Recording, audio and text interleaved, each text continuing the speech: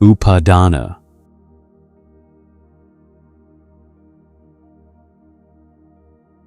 Ṭhānissaro Bhikkhu opens his book on Nibbana with a fact about fire that has been in the Canon all along. He writes, "Once a fire has been provoked, it needs Upādāna, commonly translated as fuel, to continue burning." And then he adds the line that changes everything. Upādāna has other meanings besides fuel, though. One is the nourishment that sustains the life and growth of a tree. Thus, sustenance would seem to be a more precise translation for the term. Read those two sentences slowly. The Buddha's word for what keeps a fire burning is the same word the Canon uses for what a tree draws from the soil: fuel, sustenance, clinging. They are three angles on a single idea, and modern scholarship suggests fuel was the original meaning. The literal sense lost in later commentary, recovered here in Ṭhānissaro's translation. We are not reading a contemporary monk's creative reinterpretation. We are reading the most ancient sense of the word. Taṇhā is the fire. Upādāna is the fuel. A fire without fuel doesn't need to be violently extinguished. It simply stops. This will sound abstract until you have tried, even once, to stop a craving by force, to suppress it, to tell yourself, "I should not want this," and to watch it return in 5 minutes stronger. The fire fought directly grows. The fire whose fuel is recognized has nowhere left to draw from. That is the entire difference between fighting suffering and ending it. This is the inversion the Canon makes, and it is the inversion most teachings on suffering miss. The work is not to put the fire out. The work is to see the feeding. Once the feeding is seen clearly, the fire takes care of itself. In the last 2 episodes, we examined Taṇhā, the 2 kinds of wanting. One that arrives, finds what it sought, and is allayed. One that replenishes itself faster than any object can satisfy it. The wanting that, the more it is fed, the hungrier it becomes. Then grief, the weight of loss. The sting when someone we love is no longer here. And we saw that the Canon's response to grief is not consolation. It is a pedagogy, a reorientation. Tonight we look at what sits between them, between the arising of craving and the experience of loss, between the fire and the suffering the fire produces. The Canon has a name for this in-between: Upādāna, clinging, sustenance, the fuel. What turns craving into something that maintains itself? What gives grief its sting? The Canon has a precise structure for this mechanism and a way out, and most presentations collapse the precision. The Canon says something more careful than "craving is the problem." Craving arises and passes. What keeps suffering burning is what happens to craving. The moment it is grasped at, the moment it is claimed, the moment it is made into mine and required to be fulfilled. There is a movement from craving to clinging. The texts describe it as a conditional intensification. Craving reaching for its object, clinging grasping it. Whether this happens in a fraction of a second or over the course of years, the texts don't specify. What they do say is this: the difference between Taṇhā and Upādāna is the difference between a fire that could go out and a fire that is being fed. This is the missing piece. And once you can see it, you cannot unsee it. You will see it in places you did not expect. In the moment, I becomes a fortress to defend. In the moment, a view becomes something you have to be right about. In the moment, something dear is gone, and the absence is not just sorrow, but a threat to who you are. Each of those is a feeding. The Canon will give us 4 names for them. By the end of this video, you will be able to name those 4 kinds of feeding the mind does. You will recognize 2 of them in your own life that you may never have heard, called clinging.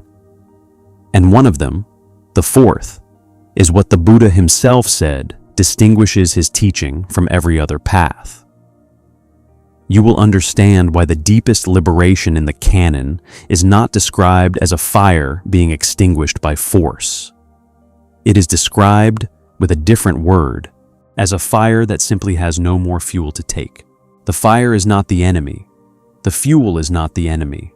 The feeding is the thing to understand. Chapter 1. The Mechanism.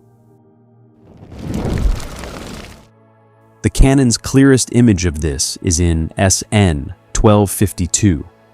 It is called, simply, the Upādāna Sutta, the clinging discourse. The Buddha asks his listeners to picture a great bonfire, 10 cartloads of timber, 20 cartloads, 30, 40, a mass of fire so large you have to step back from the heat of it, and he describes what keeps it burning. A man, he says, comes to the fire, time and again, and throws dry grass onto it, dry cow dung, dry timber. The fire is nourished. The fire is sustained. The fire burns, in the Buddha's own phrase, for a long, long time. Then he turns the image around. A different scenario, same fire. The original sustenance is consumed. No new fuel comes. The man does not return with grass or dung or timber. And the great mass of fire, its original sustenance consumed, nothing else offered. Without nutriment, goes out. The application, in the Buddha's own words, in one who keeps focusing on the allure of clingable phenomena, craving develops. And conversely, in one who keeps focusing on the drawback of clingable phenomena, craving ceases. And without craving to sustain it, clinging has nothing to work with. The symmetry matters. Focus on what allures. The fire grows. Focus on the drawback. The fire dies. The Buddha is not telling you to ignore the appeal of pleasant things, and he is not telling you to suppress desire by willpower. He is telling you that whichever direction the attention goes, that direction is fed. The mind that turns again and again toward what allures feeds craving. The mind that turns toward the drawback, that sees clearly what this object cannot deliver, what it costs, what it leaves in its wake, that mind starves the craving. Same fire, different fuel direction. Notice what the Buddha is doing here. He is not telling you to put out the fire by force. He is not asking you to fight the flames. He is asking a different question entirely. Where is the fuel coming from? What is being fed? And what would happen if the feeding stopped? This is the spine of the whole teaching. Hold on to it, because every distinction we are about to make in the rest of this video traces back to this image: fire and fuel, craving and clinging, Taṇhā and Upādāna. And it is not metaphor, or rather, it is metaphor that the Canon takes literally.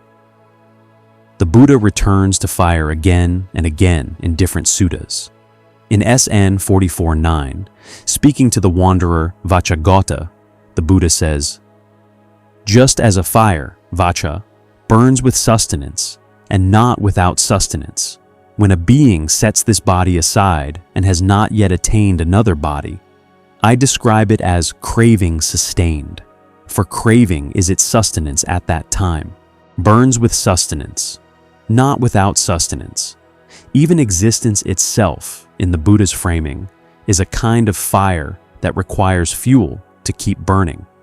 This is not a poetic claim. The Canon means it structurally.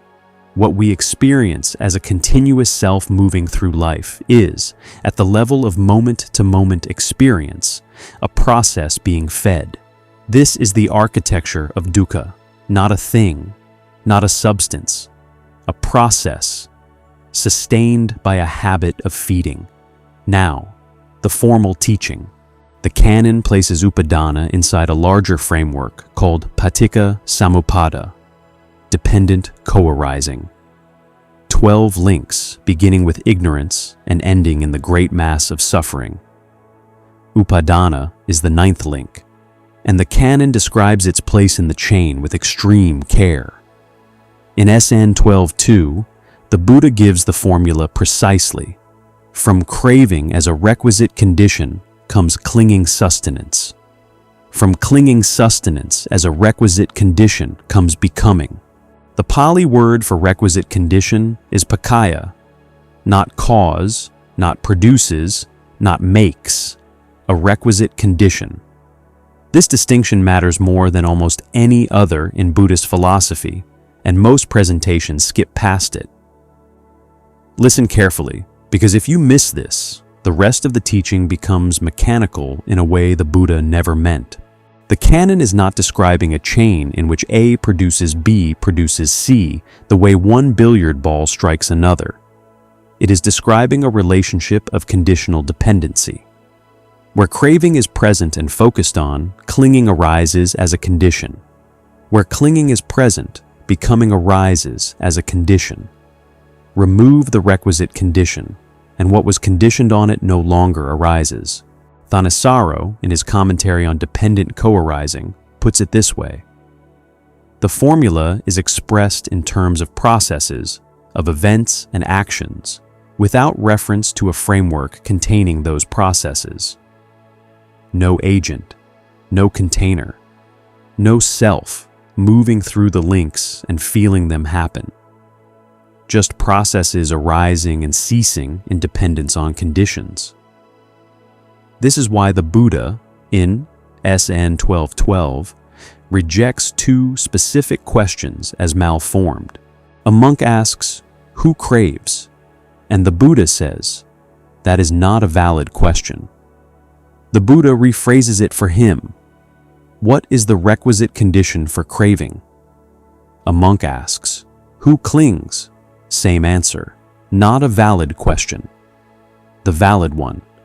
What is the requisite condition for clinging? There is no agent moving through the formula. There is no permanent self that craves, then clings, then becomes. There are processes, craving, clinging, becoming, each arising in dependence on the one before. To ask who is to import an assumption the Buddha will not grant. This is also why, throughout the rest of this video, we will not be talking about a person who clings. We will be talking about clinging, about Upādāna, as a process that arises, sustains itself when fed, and ceases when its conditions are no longer present. The shift sounds subtle. It is not. It is the difference between the practice working and the practice not working. Try it for a moment. When you notice yourself clinging to a worry, to a desire, to a need for someone to agree with you, the instinct is to ask, why am I like this? What does this say about who I am? Both questions feed the very pattern they pretend to examine, because both are answered by referring back to a self that clings. The Buddha's question is different. What is the condition for this clinging right now, in this moment? Where is the fuel coming from? When the inquiry becomes that, something in the clinging starts to loosen, because the inquiry itself is no longer feeding it. Ṭhānissaro has a phrase for the whole structure that I think is the single most useful frame the contemporary tradition has produced. He writes in his essay, The Weight of Mountains, when the mind clings to an object, it's feeding on that object. It's trying to gain nourishment from sensory pleasures, possessions, relationships, recognition, status, whatever, to make up for the gnawing sense of emptiness it feels inside. The mind is a feeder. That is the image. It is hungry, and it eats. The objects of clinging, pleasure, view, practice, self-narrative, are not problems in themselves. They are food. The issue is the feeding habit, the compulsive return for nourishment, the treatment of impermanent objects as if they could sustain something permanent. What does that look like in ordinary life? It looks like the way the mind returns. Returns to a worry it has already worried. Returns to a memory it has already reviewed 100 times. Returns to a fantasy of what someone should have said, what we should have said back. Returns to the phone. Each return is a small feeding. The compulsion to return, that is the clinging. Not the object, not the desire. The pattern of coming back. The mind that cannot rest because it keeps drawing nourishment from places that cannot nourish it. And here is the line I want you to hold for the rest of the video. Ṭhānissaro again. The issue of stress comes down to the feeding habits of the mind. Not you have the wrong objects. Not your desires are bad. Not even you crave too much. The issue is the feeding habits. The pattern of taking sustenance from what cannot sustain you. The compulsive return to objects that by their nature cannot satisfy the hunger that returns to them. The Canon's project is not to starve the mind. It is not to deprive you of pleasure or relationships or meaning. It is to teach the mind to see what feeding it is doing, what it is feeding on, why, and what would happen if those habits changed. The fire is not extinguished by force. The fuel is recognized for what it is, and the feeding, very slowly, stops being compulsive. The Canon then specifies very concretely 4 kinds of feeding, 4 kinds of Upādāna. Each is a different way the mind tries to take sustenance from what cannot sustain it. Most presentations emphasize the first one and rush past the rest. That is a mistake. Because the last two, Upādāna and Upādāna, clinging to views and clinging to self-doctrine, explain almost everything about why intelligent, devoted practitioners can still get stuck, and why loss, when it comes, cuts the way it does. That is where we are going next. Chapter 2. 4 Kinds. The Canon gives 4 kinds of Upādāna. We are going to walk through each, and you will notice as we go that the escalation matters. Each kind is more subtle than the last. By the time we reach the 4th, we are talking about something most people who consider themselves spiritual have never been told is a form of clinging at all.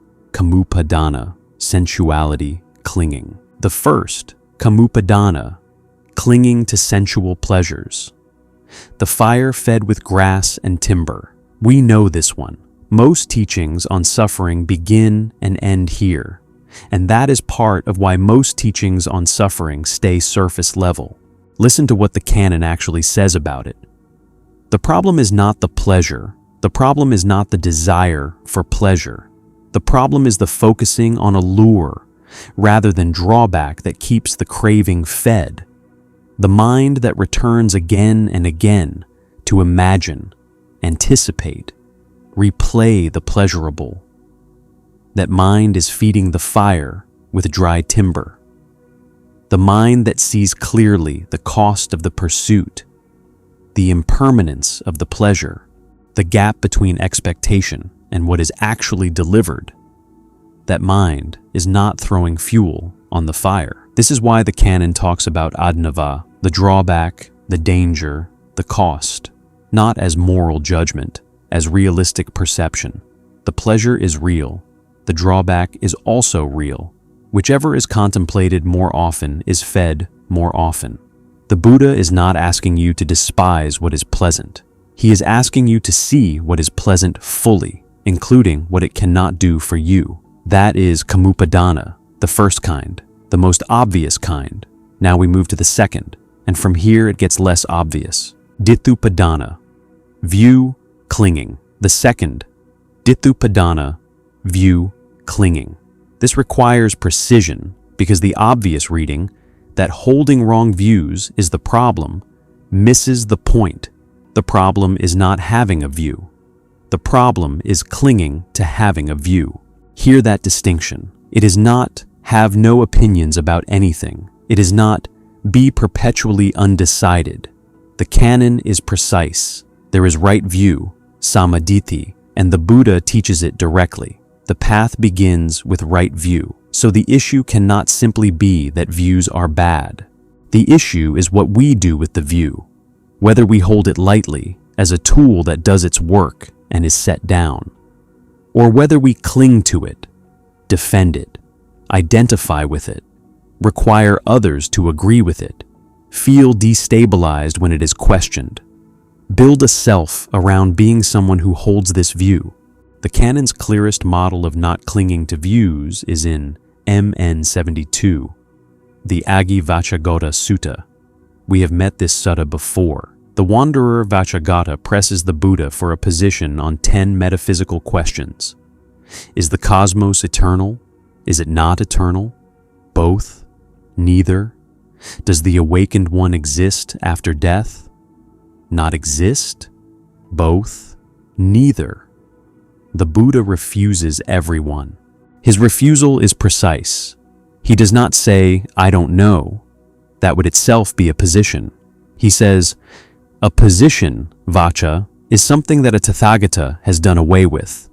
Not agnosticism. Not, the answer is mysterious.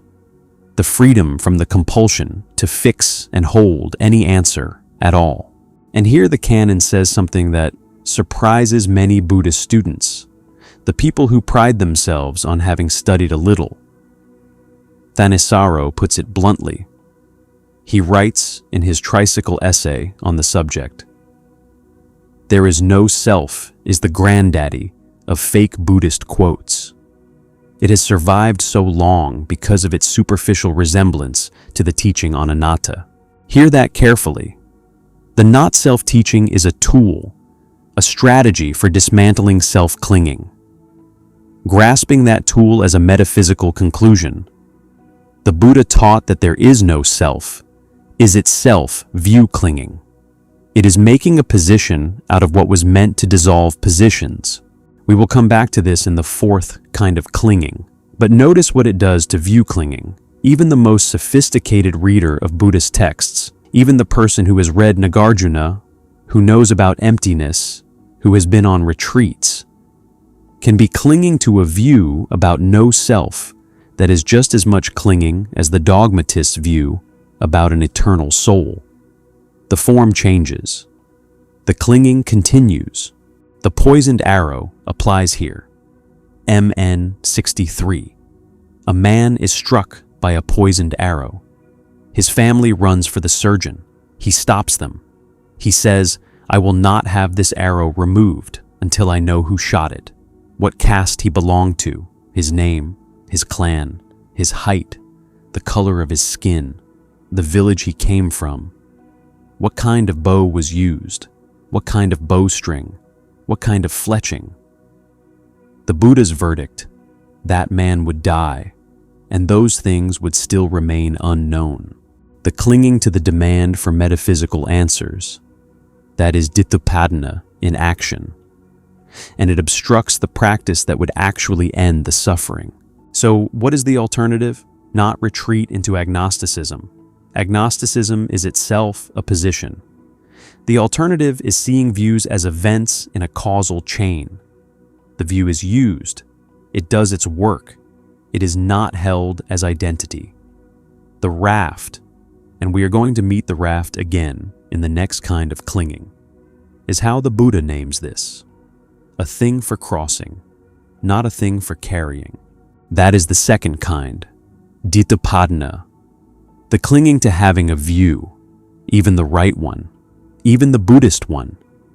Now the third, where presentations most often go wrong, Slabhatupādāna, habit and practice. Clinging the third is where I have to be most careful, because the obvious reading, rituals and practices are bad is not what the canon says, and getting this wrong has caused enormous confusion in Western Buddhism. The canonical example is in MN 57. Two ascetics come to see the Buddha. One is a man named Puna, who has been practicing what is called the ox duty. He eats only grass, walks on all fours, behaves in every way like an ox. The other is named Senya, who has been practicing the dog duty. He eats off the ground, goes naked, behaves in every way like a dog. Both believe that this austerity, perfectly maintained, will earn them a higher rebirth. They have heard the Buddha understand such things. They ask, "What awaits us?" The Buddha's answer is gentle but uncompromising. Perfecting the dog practice, he says, leads to rebirth among dogs. Perfecting the ox practice leads to rebirth among oxen. And if the practice is held with the view that by this virtue, by this practice, I will become a god, that is wrong view, and it leads not to heaven, but to hell or the animal womb. Now read that example carefully. The Buddha is not saying the men were stupid. He is not mocking ritual or asceticism. He is naming something exact. When the form of a practice is held as the thing that produces the result, when the practice itself is what is clung to, the practice becomes its own destination. You perfect the form of being a dog. You become, in a sense, a dog. The form delivered what the form was. That is the obvious case. The dog duty ascetic. Now Ṭhānissaro extends the category, and this is his reading, not a canonical list, to something much more subtle and much more relevant to a serious practitioner. Clinging to jhana. Let me say what that means. Jhana is meditative absorption, the deep states the Canon repeatedly describes as the heart of the Buddha's path. They are not optional. The Eightfold Path includes right concentration, which the Canon defines precisely as the 4 jhanas. So this is not a teaching against meditation. It is a teaching about what can happen inside meditation. The practitioner enters jhana. The mind becomes still. There is pleasure.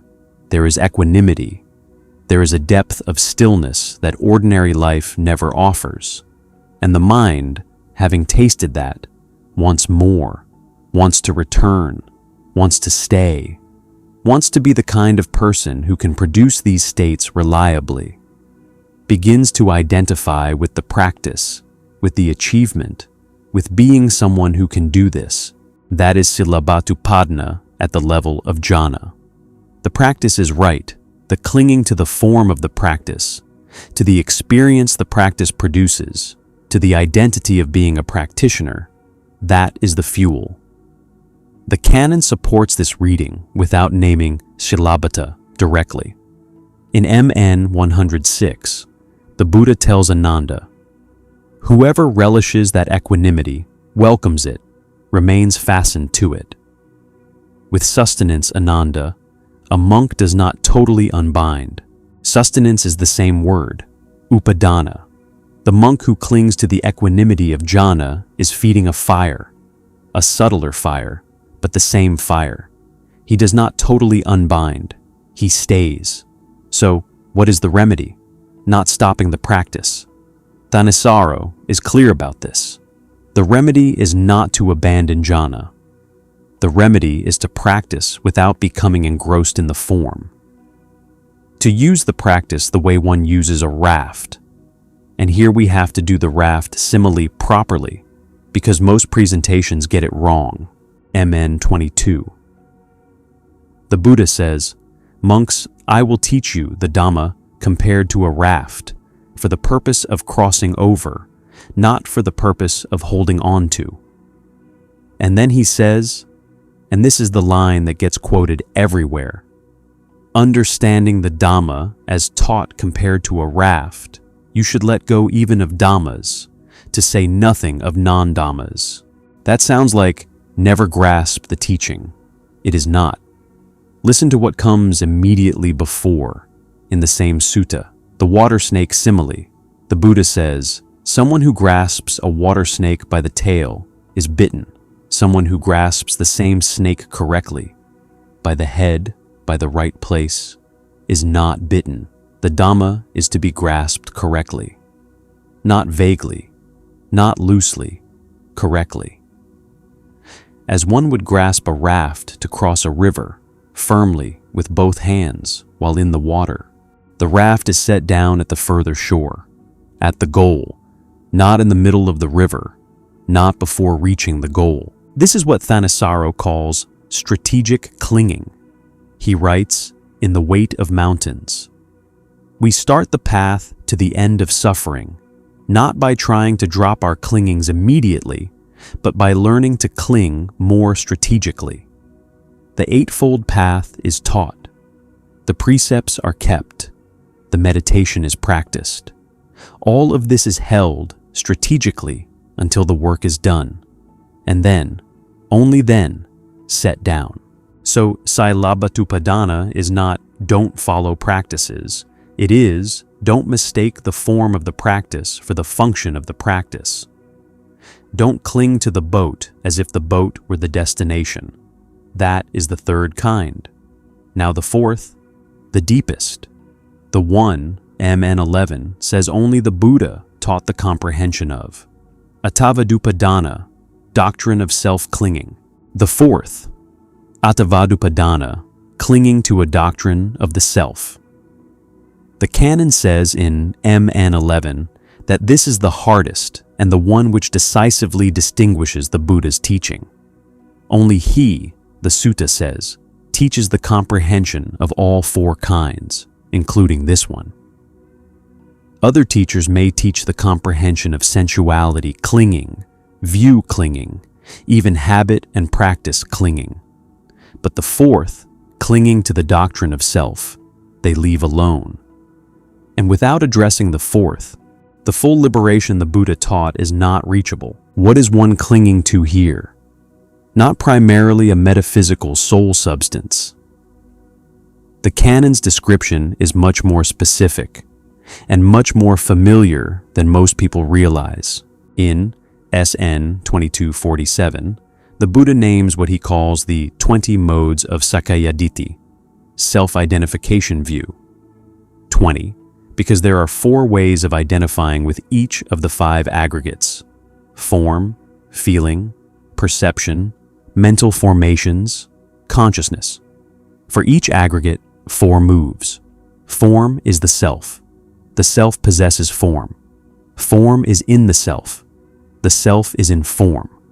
Repeated for feeling, for perception, for mental formations, for consciousness. 20 positions. That is what is being clung to, not a soul. A self-narrative built across the aggregates. The story of who I am, what happened to me, what I need, what is mine, what was mine, what I deserve, what I never got. The compulsive maintenance of that story. And here is where the distinction from the not-self teaching becomes critical. Upādāna is the clinging. Anatta, not self, is the practice for dismantling it.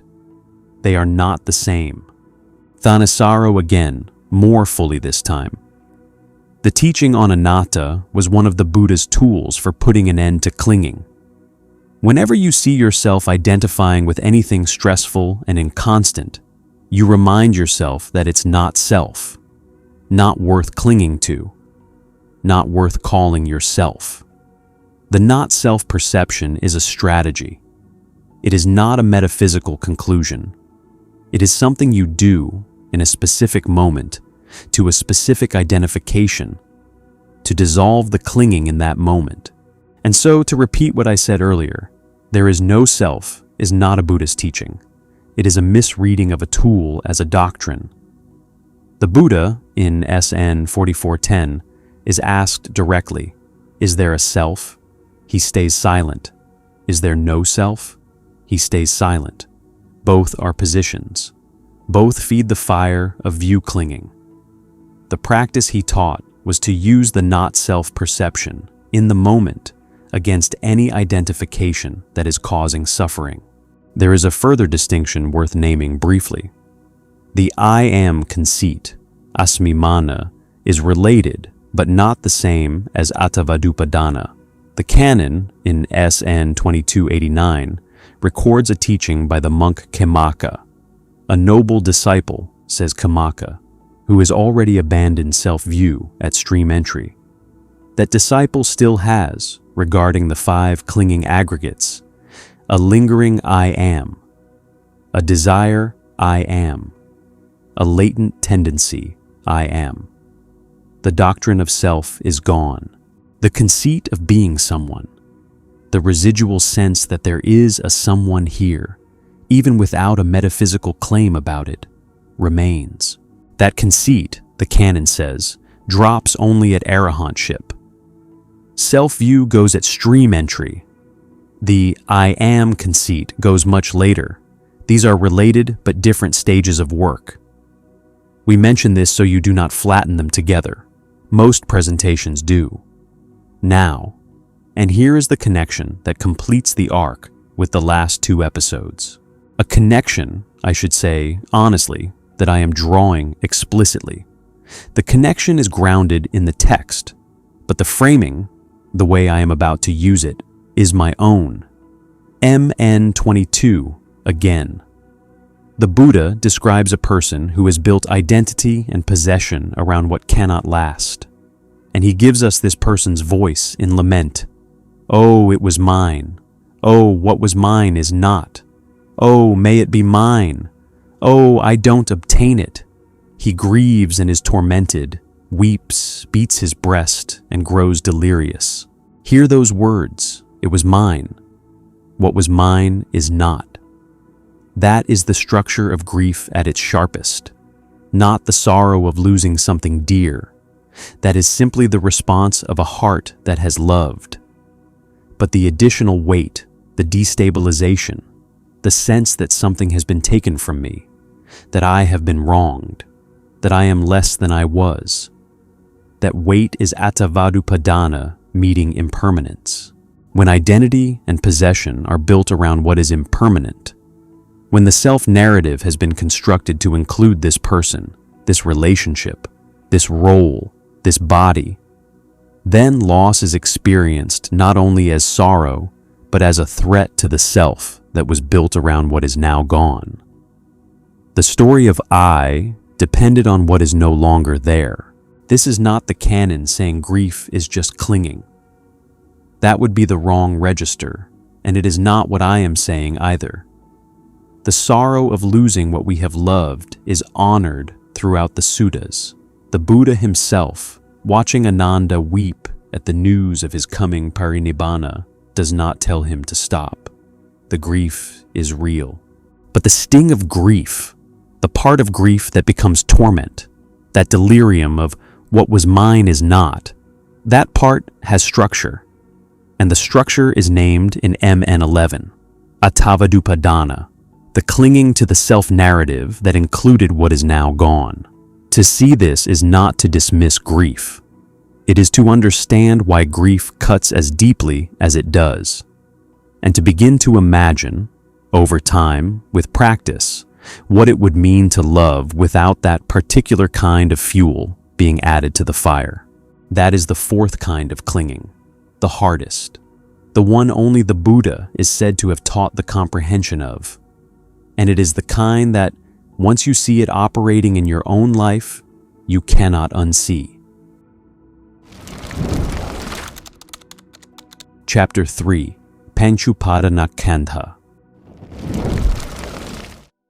There is a phrase the Canon uses throughout, and most presentations collapse it. Upādāna Caṇḍha, the 5 clinging aggregates, not the 5 aggregates, the 5 clinging aggregates. There is a word between them, Upādāna, and that word is doing precise work. Let me say first what the 5 aggregates are, in case you are new to the term. Panchakanda is what the Canon uses to describe what we are, at the level of moment-to-moment experience. 5 categories: form, rupa, the physical body and the world it senses; feeling, vedana, the pleasant, painful, or neutral tone of every experience; perception, sanya, the recognition that names experience as this rather than that; mental formations, sankhara, the intentions, reactions; mental constructions. And consciousness, vijnana, the bare knowing that there is experience at all, 5 aggregates. That is one phrase. Pañcakkhanda. Now hear what the Canon does in SN 2248. In a single sutta, the Buddha gives both terms, Pañcakkhanda and Pañcupādāna khanda, and tells you exactly what the difference is. For each aggregate, when described simply, the Buddha says, any form whatsoever, past, future, or present, internal or external, gross or subtle, common or sublime, near or far.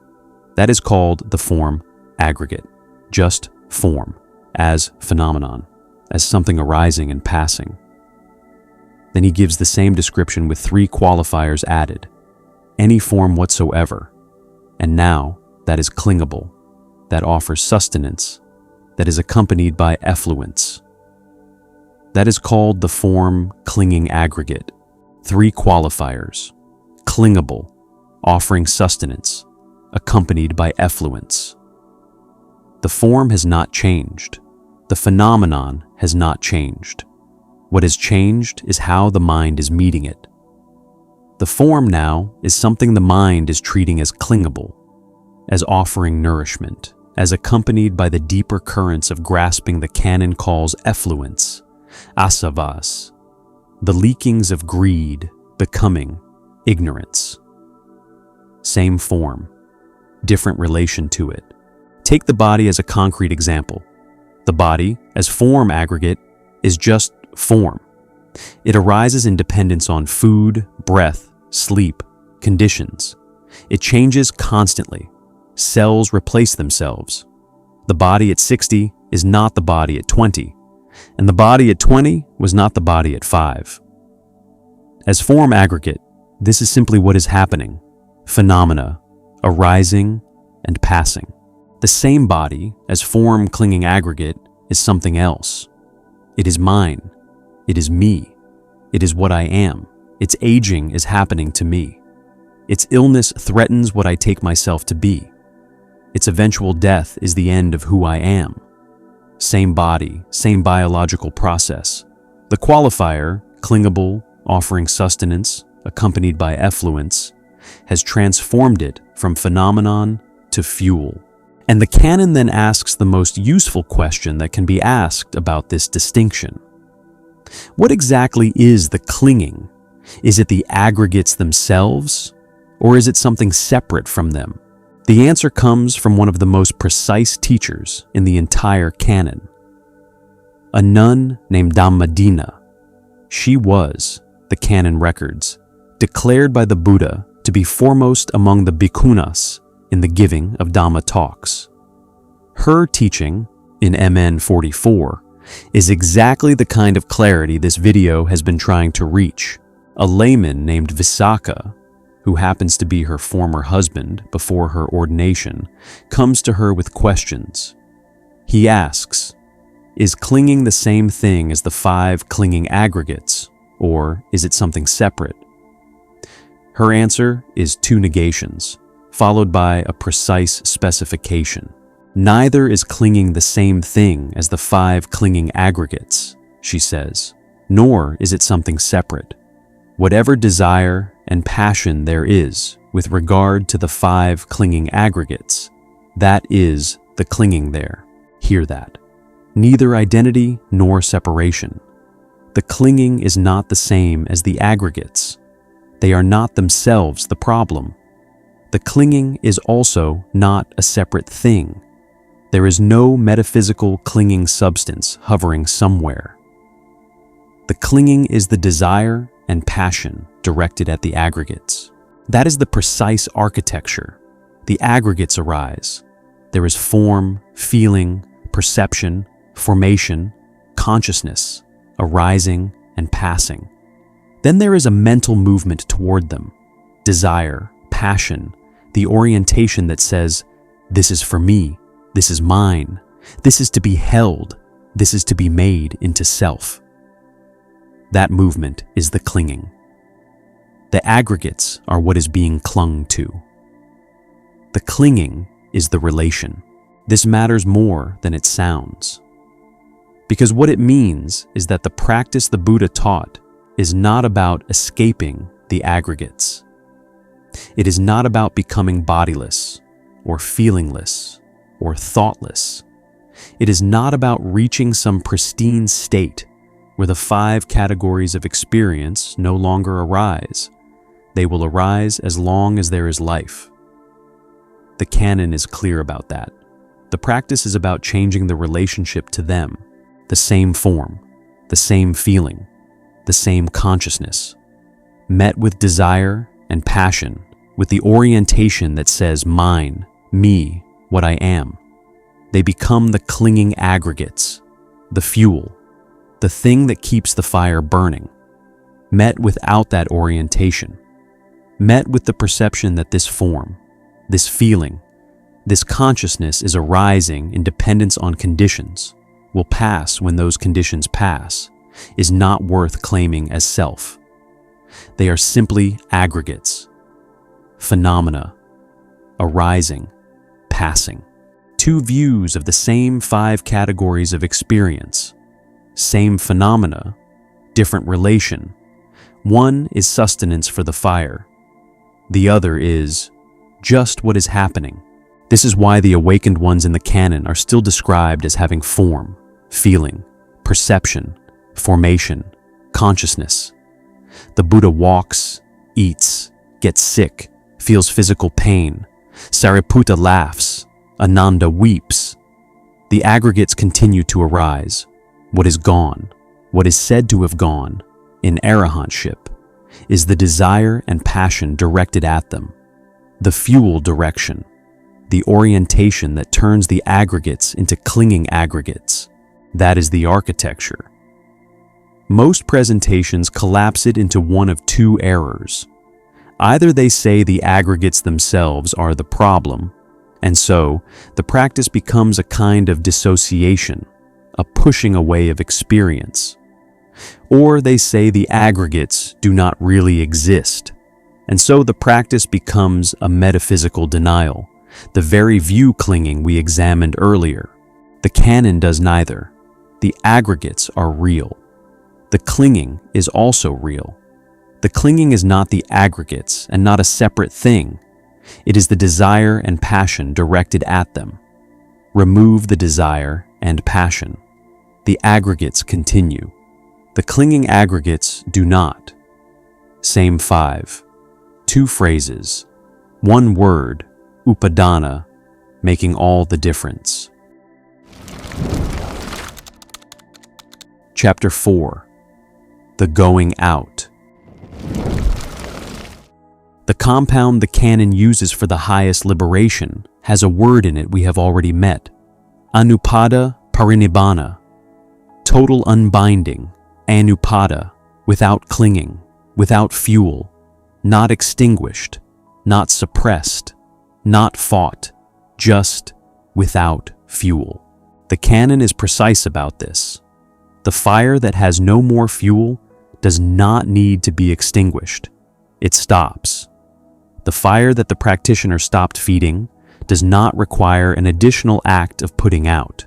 It simply ceases when the conditions for its burning are no longer present. And then the Canon does something else that most presentations miss. It refuses to answer the next question. We saw this earlier with MN 72. Vacchagotta asks, when the fire goes out, where does it go? North, south, east, west? The Buddha answers, that question is malformed. The fire was never a thing with a location. It was a process dependent on fuel. To ask where it went assumes there was a thing that traveled somewhere. There was not. There was a burning that depended on conditions, and the burning has ended. And then comes the line that the Canon reserves for what cannot be said directly. The Tathagata, the Buddha says, is freed from the classification of form, deep, boundless, hard to fathom, like the sea. Like the sea, not because the sea is a destination, because the categories that describe location and direction and form no longer apply. This is where the teaching arrives, not at a place, at the absence of fuel. Ṭhānissaro puts it cleanly. We do not starve the mind into freedom. We feed it better. Jhana, right view, the precepts, the path, until it no longer needs to feed the way it once did. The issue of stress comes down to the feeding habits of the mind. And when those habits change, when there is no need to feed, there is no more fuel. And the fire, without fuel, goes out. That is the closing of the teaching. It is also the closing of an arc we have been walking together for 3 episodes. We began with Taṇhā, the 2 kinds of wanting. One that arrives is allayed and passes. One that replenishes itself faster than any object can satisfy it. We learned that the wanting itself is not the enemy. The loop is. We continued with grief, the weight of loss. The Canon's response not a consolation, but a pedagogy. The teaching that loved ones leave, and that the path is not the path of not loving, but of loving without the particular fuel that turns sorrow into torment. Tonight, the peace between them. Upādāna, the fuel that keeps the fire burning. 4 kinds of feeding the mind does: sensuality, view, practice, self-narrative. 5 aggregates that are simply phenomena until desire and passion turn them into clinging-aggregates. A mechanism named precisely that the Canon spent 2,500 years preserving for exactly this purpose, that someone, somewhere, would read it and recognize what is being fed in their own life. And the practice is not suppression. It is not starvation. It is understanding the feeding so completely that the need to feed in that way, slowly, then suddenly, simply stops. The fire goes out, not because it was fought, because it was understood.